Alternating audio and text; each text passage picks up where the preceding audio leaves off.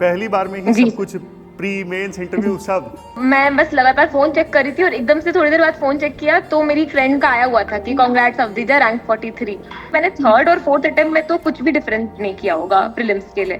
Pre clear होने के बाद मैंने काफी सारे मॉक्स दिए थे। यूट्यूब की दुनिया से इंस्पिरेशन लेना लोग कम करें। मोटिवेशन मोस्टली फैमिली से ही आता है, अपनी खुद की मेहनत से आता है। टारगेट्स लो कंप्लीट होते हैं तो आता है। फर्स्ट 3 अटेम्प्ट में मेरा कोई बैकअप नहीं था। पहला प्री नहीं हुआ था तो मम्मी पापा बिल्कुल कुछ नहीं, अरे क्या है इतना टफ है, कुछ नहीं होता। दूसरा भी नहीं हुआ था तो मैं रो रही थी, मम्मी भी साथ साथ उनको रोना आ रहा था। थर्ड प्रीलिम्स नहीं होने के बाद थोड़ा सा पूरी फैमिली को एक शॉक जरूर लगा था। जो भी आप कर रहे हैं, whether it is civil services और एनी कॉम्पिटिटिव एग्जाम, डिसिप्लिन के साथ करिए। गुड बहुत afternoon sir. Congratulations. Thank you sir, thank you. Video clear है? जी सर, बिल्कुल बिल्कुल जी सर। और अवधीजा, फर्स्ट रिएक्शन, सबसे पहला जब आपने पहली बार आपने रैंक देखा तो कैसा लगा? सर डाइजेस्ट नहीं हुआ। मैं तो बहुत देर से वेट कर रही थी, सुबह से ही था थोड़ा कि आएगा आएगा। तो मैं बस लगातार फोन चेक कर रही थी और एकदम से थोड़ी देर बाद फोन चेक किया तो मेरी फ्रेंड का आया हुआ था कि कांग्रेट्स अवधीजा रैंक 43। तो मुझे लगा कि आ भी गया। तो उसके बाद फिर देखा ग्रुप्स में पीडीएफ आ चुका था तो फिर फाइनल कंफर्म किया। बहुत बढ़िया। और अवधीजा, सबसे पहले आप मुझे ब्रीफ में जर्नी बता दो, मतलब जब आपने तैयारी स्टार्ट की यूपीएससी की और अभी तक पूरी मतलब जर्नी, लेकिन ब्रीफ में। जी sir. Sir, actually, I started preparing right after my graduation. I gave 4 attempts in this exam, and from 21 to 24 consecutive, and I couldn't clear prelims in first 3 attempts. So this is my first mains and first interview in fourth attempt. Yes, sir, precisely. पहली बार में ही सब कुछ, पहली बार में ही जी सब कुछ, pre mains interview सब? जी जी। क्या कह रहे हो पीयूष सर? ठीक है, कोई बात नहीं। तो मुझे एक बात बताओ अवधीजा, सबसे पहली चीज, बच्चों को सबसे ज्यादा प्री से ही डर लगता है और 3 बार आपका प्री नहीं क्लियर हुआ, जी सर। और क्या किया फाइनली चौथे अटेम्प्ट में कि प्री क्लियर हुआ? मतलब बहुत सारे बच्चों का यही क्वेश्चन होता है कि सर प्री नहीं क्लियर हो रहा। जी जी, प्रीलिम्स तो मेरे लिए बहुत इम्पोर्टेंट वो रहा, बहुत सबसे स्कैरी रहा है। और अभी भी मैं बस यही डरी हुई थी कि वापस प्री देना पड़ेगा। तो और वापस बहुत हाई चांस था कि इस बार भी नहीं होता। तो मतलब प्रीलिम्स तो ऐसा ही है। इनफैक्ट सीसैट भी मेरे लिए उतना ही स्कैरी है। तो दोनों ही रीजन है। कई लोगों का जीएस, मेरा सेकंड अटेम्प्ट में जीएस हो गया था पर सीसैट नहीं हुआ था। तो ये भी एक कारण होता है। तो आई थिंक सबके लिए यही कैंडिडेट्स के लिए कि वो दोनों जीएस और सीसैट पे इक्वली फोकस करें, मतलब सीसैट को इग्नोर ना करें। और बाकी तो प्रीलिम्स के लिए वही बेसिक सोर्सेज, करंट अफेयर्स। कुछ अलग किया या फिर ऐसे ही मतलब नहीं हुआ था, इस बार सेम स्ट्रेटेजी फॉलो की और क्लियर हो गया? क्या अलग क्या है? सर वैसे तो मुझे ऐसा लगता है प्रीलिम्स में बहुत बड़ा रोल लक का होता है। I would not deny that, and I really feel extremely blessed कि इस बार सब हुआ। और मतलब 50% हार्डवर्क है, 50% तो लक है, मानना पड़ेगा। मतलब I would not deny that now कि हो गया है तो, क्योंकि इस बार लकी थी मैं, क्योंकि मैंने थर्ड और फोर्थ अटेम्प्ट में तो कुछ भी डिफरेंट नहीं किया होगा प्रीलिम्स के लिए। फर्स्ट सेकंड में फिर भी कहीं कहीं लैकिना था, पर थर्ड नहीं हुआ और फोर्थ हो गया, वहां पे थोड़ा तो लक था। हाँ सही कह रहे हो आप, कई बार लगे रहना ही सही रहता है, मतलब जी बिना घबराए कि हाँ सही चल रहा है, कुछ चेंज नहीं करते हैं। जैसे कई बार क्रिकेट में भी ऐसा ही होता है ना, सेम कॉम्बिनेशन के साथ फिर से उतरते हैं हार के बावजूद, है ना? बिल्कुल बिल्कुल ट्रू। और अवधीजा, पीडब्ल्यू ओनली एस से आप कब जुड़े सबसे पहले? सर ओनली आईएएस तो स्टार्टिंग से ही था, मतलब फर्स्ट अटेम्प्ट से ही था। और जब मुझे भी बताया पीयूष सर ने कि Sumit sir will directly interview you, तो आई वाज वेरी एक्साइटेड। क्योंकि मैं एडिटोरियल डिस्कशन तो पता नहीं कितने सालों से देख रही हूँ, 3 साढ़े 3 साल तो हो गए हैं। और ये प्रीलिम्स बूस्टर भी मैं अपने फर्स्ट अटेम्प्ट के दौरान से ही देख रही हूँ। तो फर्स्ट अटेम्प्ट से ही जुड़ी हूँ मैं तो ओनली आईएएस से। बताया किसने आपको पीडब्ल्यू ओनली एस के बारे में? ऐसे ही वो रैंडम जब चैनल्स देखते हैं यूट्यूब पे स्क्रॉल करते हैं तो कभी एक आध बार देखा, फिर जब अच्छा लगा तो फिर एडिटोरियल डिस्कशन और प्लेलिस्ट पोस्टर तो थरोली फॉलो किया। समझ गए, यूट्यूब एल्गोरिथम ने बताया मतलब। Yes kind of. सही है। तो अवधीजा, मैंने फिर बहुत लोगों को रिकमेंड किया उसके बाद। बढ़िया, थैंक यू वेरी मच, आपने ज़्यादा लोगों तक पहुंचाया। और अवधीजा, आपने एसएमपी कब ज्वाइन किया? आपने दोनों बार ज्वाइन किया? नहीं, आपका चौथी बार में ही मेंस प्री क्लियर हुआ था, जी तो इस बार आपने एसएमपी ज्वाइन किया था, है ना? जी जी जी। तो एक क्वेश्चन मैं ये पूछूंगा कि सृजन मेंस प्रोग्राम जो है वो कैसे हेल्पफुल रहा आपके लिए? सर ऐसे तो बहुत अच्छा था प्रोग्राम। मेरे लिए सबसे हेल्पफुल पॉइंट इसमें मेंटरशिप का था। मेरे जीएस में मेंटर थे अनुराग सर, और इसमें ऑप्शनल में थे महेंद्र सर ओनियास से। तो दोनों ने पर्सनल मेंटरशिप के थ्रू मेरी कॉपीज देख करके एग्जैक्टली पिन पॉइंट किया क्या सही क्या गलत, और उस चीज से बहुत हेल्प मिली। और मतलब मेरे को जीएस के थोड़े दिन पहले तक भी कॉन्फिडेंस नहीं था, तो अनुराग सर ने देख के बोला कि मुझे तो आपकी कॉपी में कोई प्रॉब्लम नहीं लग रही है, मतलब लग ही नहीं रही है, मैं गलती क्या बताऊं। तो वो मेरे लिए इतना मोटिवेटिंग फैक्टर था कि मैं उसी में मोरल वो मेरा बूस्ट हो गया, तो मैं उसी स्पिरिट से गई थी मेंस लिखने। बहुत बढ़िया। आपने सारे टेस्ट दिए थे एसएमपी में? सब तो नहीं दे पाई थी सर, जितने जितने हो पाए थे, और भी काफी सारी चीजें चल रही थी उस समय, इसलिए सारे नहीं दे पाई थी। ठीक है। अब दीजिए, अब 2-3 क्वेश्चन मैं पूछूंगा। अभी जैसे प्री आने वाला है, बच्चों को ना सबसे ज़्यादा दिक्कत आती है कि प्री से पहले ना रिवाइज कैसे करें, कंसोलिडेट कैसे करें। अलग अलग सोर्सेज से Yes. पढ़ लिया पूरे साल, लेकिन लास्ट टाइम में कैसे उसे कंसोलिडेट करें। रिवीजन के लिए आपने क्या किया? Yes sir. सर रिवीजन के लिए मैंने तो 5 रूल करके मैंने खुद के दिमाग में बनाया था, वही फॉलो किया। तो 5 स्ट्रेटजीज में, मतलब उसको 5 पार्ट्स में डिवाइड कर लिया पूरे प्रेपरेशन को। तो जैसे पार्ट 1 था सबसे इम्पोर्टेंट पीवाईक्यूज।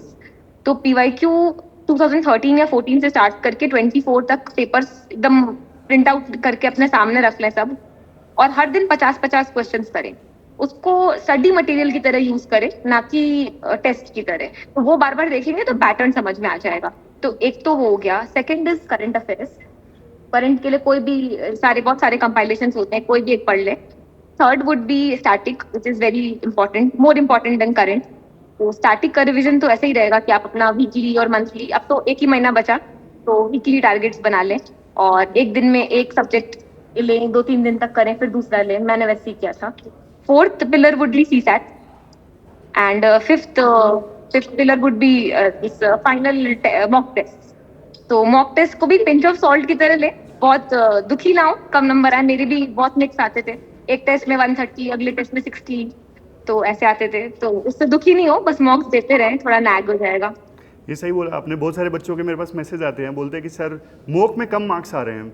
अगर अगर अब दीजिए मोक में कम मार्क्स आ रहे हो तो क्या करें, मतलब कैसे उसका एनालिसिस करें, ये आप जरूर बताइए। Yes sir. सर मॉक्स के एनालिसिस के लिए तो वही, जैसे मैं तो दिल्ली नहीं थी, तो मैं कोरियर से मंगवा लेती थी टेस्ट अलग अलग कोचिंग्स के। तो जैसे टेस्ट अगर आ गए हैं तो उसमें पहले टेस्ट होते हैं, बाद में उसके सॉल्यूशंस होते हैं, पूरे लिखे होते हैं। तो उस चीज को मैं हाईलाइट कर लेती थी। मतलब जैसे टेस्ट हुआ है, राइट रॉन्ग कर लिए, मैक्सिमम लोग उसके बाद छोड़ देते हैं, और वो रिवीजन कभी नहीं हो पाता। तो कई लोगों को क्या अलग से लिखने में बहुत जोर आता है, तो वो नहीं करें, आप उसी में हाईलाइट कर ले, उसी के पीछे जो सॉल्यूशंस होते हैं उन्हीं में हाईलाइट कर ले। और उसके बाद या फिर हाईलाइट कर ले, या फिर वहीं पे स्टिकी नोट्स बना के लिख दे गलती क्या क्या हुई थी। तो वो रिवीजन काफी इजी रहता है। ये लोग मिस कर देते हैं कई बार, तो ये करने से मॉक्स में इम्प्रूवमेंट आएगा। नहीं भी आए तो आखिरी दिन तक भी नहीं आए तो भी कोई बात नहीं, रियल एग्जाम इज डिफरेंट। सही है।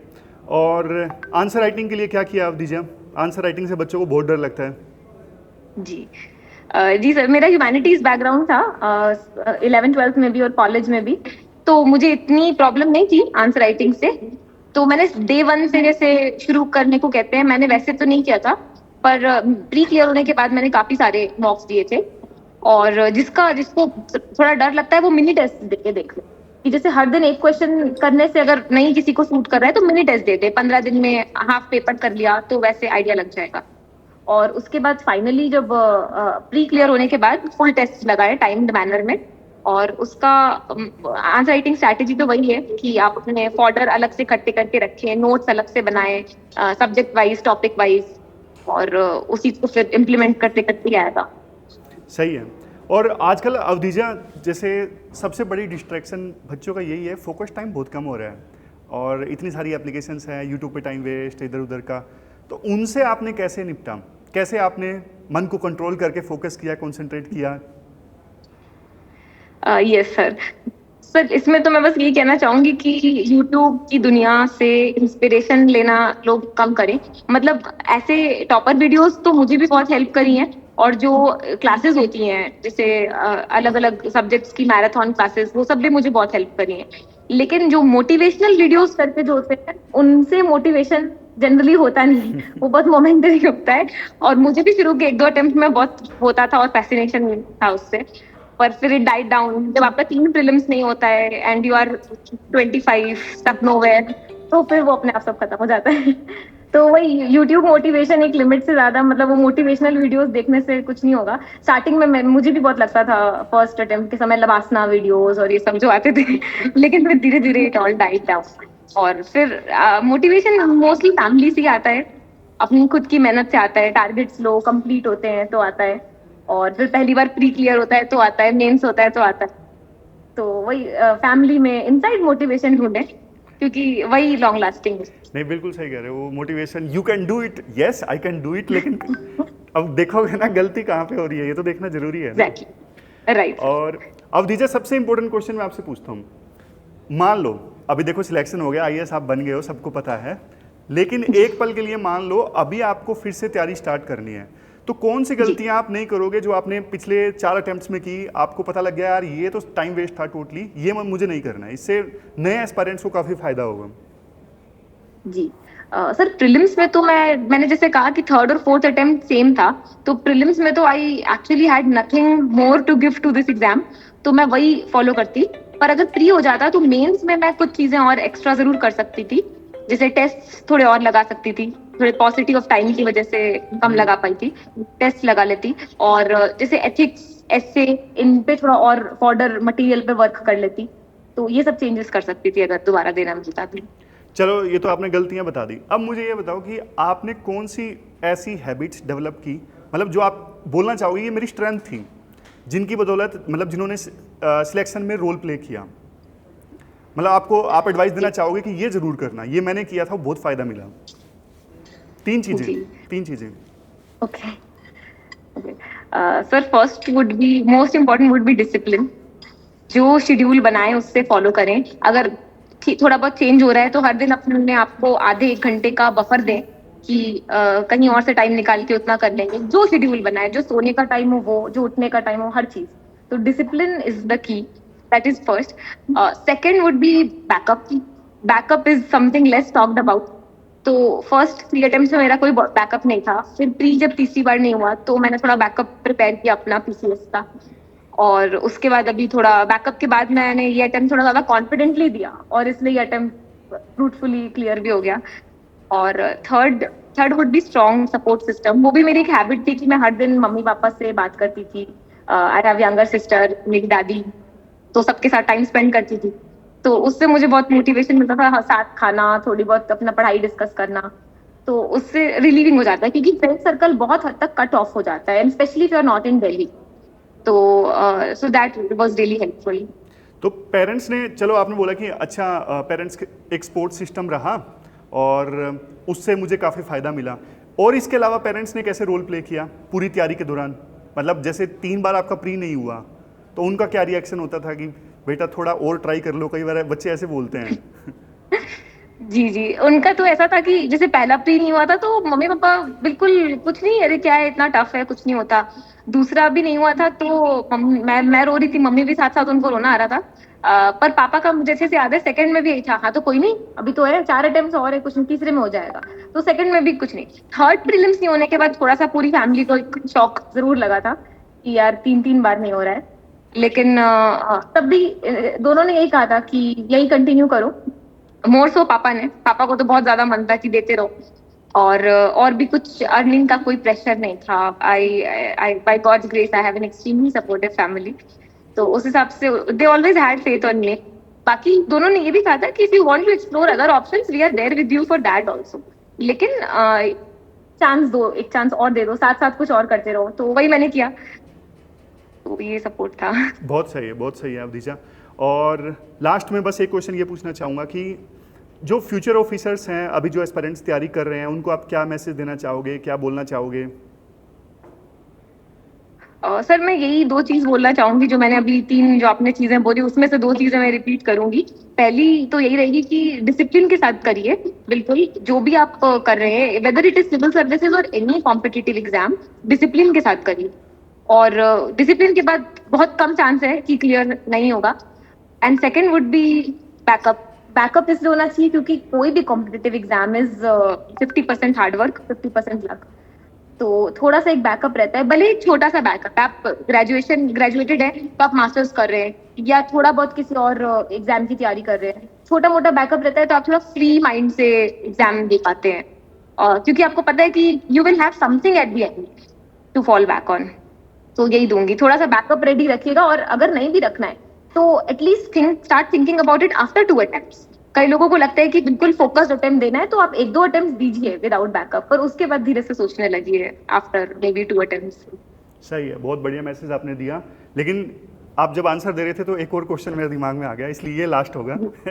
Yes sir please. मुझसे ना बच्चे हमेशा ये पूछते हैं कि सर एडिटोरियल डिस्कशन को यूज़ कैसे करें, उसके नोट्स कैसे बनाएं, तो आपने कैसे यूज़ किया, बेस्ट ढंग से आपने कैसे यूज़ किया एडिटोरियल डिस्कशन को? Editorial, yes sir. Sir editorial discussion का मोस्ट इम्पोर्टेंट मेरे लिए जो टेक अवे था वो आपका एक्सप्लेनेशन पार्ट ही था, कि कोई भी टॉपिक को आप हिस्टोरिकली, पॉलिटिकली, इकोनॉमिकली सारे डिमेंशंस कवर कर लेते थे। तो और एक तो अगर कोई उसको बहुत स्पीड में सुन रहा है तो कई बार चीजें ओवर हियर हो जाती है। पहले मैं भी 1.5 ऐसा सुनती थी, 1.75, फिर मुझे लगता था कि वो कम ग्रास्प हो पा रही है तो आई रिड्यूस द स्पीड। तो तो कई बार सुनते सुनते याद आ जाती थी अपने आप। और उसके बाद फिर आपके बोलने के तरीके में भी कई बार ऐसा एक आर्ग्यूमेंटेटिव था, तो उससे समझ में आता था कि किस तरह से क्वेश्चन फॉर्म हो सकते हैं। तो मैं छोटा सा एक क्वेश्चन मार्क लगा करके नीचे 2-3 पॉइंट्स में लिख लेती थी, और वो सेम ही कॉपी रखने को मैं रिक्वेस्ट करूंगी सबसे, एक एडिटोरियल की, एक इसकी, एक उसकी, तो फिर it will be very very confusing eight the and. Same copy में कोई टॉपिक आपको लगता है कि बहुत ज्यादा अच्छा है, फॉर एग्जाम्पल वक्फ जैसे चल रहा है, तो आप वक्फ हेडिंग डालिए, पूरा एक पेज डिजर्व करता है, ये इंपॉर्टेंट टॉपिक है तो आप एक पेज पूरा दीजिए, जो एडिशन हो रहा है उसमें ऐड करते रहिए। हिस्टोरिकल लिखिए 2-4 पॉइंट में, पॉलिटिकल 2-4 पॉइंट में, और मतलब नोट्स थोड़े शॉर्ट बनाए। कई लोग करते हैं कि वो द एंड इन सबको हटा करके सारे वर्ड्स लिख देते हैं, वैसा ना करें, बिल्कुल पॉइंटर्स लिखें। पॉइंटर्स ताकि लास्ट में वो यूज़ हो उसके, है ना? जी, और ऐसे हो जाएंगे वो 2-3 बार रिवाइज करने में कि आपको सिर्फ एक वर्ड देख के पूरा पैराग्राफ याद आ जाएगा। तो वही क्लासिक मेथड है रिवीजन का। समझ गया। तो अब दीजिए, आज तो देखो रिजल्ट आया है, आप आज एंजॉय कीजिए। और लेकिन डिटेल से स्ट्रेटजी वाला इंटरव्यू हम करेंगे जिसमें हम सारे सोर्सेज पे बात करेंगे, बिल्कुल डिटेल से बात करेंगे। आज मैं ज़्यादा टाइम आपका नहीं लेना चाहता, अभी आप एंजॉय करो। और एस्पायरेंट्स को भी मैं यही बोलना चाहूँगा कि आप अपने क्वेश्चंस बता सकते हो कमेंट बॉक्स में। फर्दर जब हम अवधीजा के साथ में डिटेल से स्ट्रेटजी वाला इंटरव्यू करेंगे, इंटरेक्शन करेंगे, तब फिर हम अवधीजा से वो क्वेश्चंस पूछेंगे, चाहे वो ऑप्शनल हो, मेंस हो या बाकी चीज़ें होंगे। ठीक है अवधीजा, बहुत बहुत कंग्रेचुलेशंस फिर से। Thank you so much sir, thank you. Okay, thank you.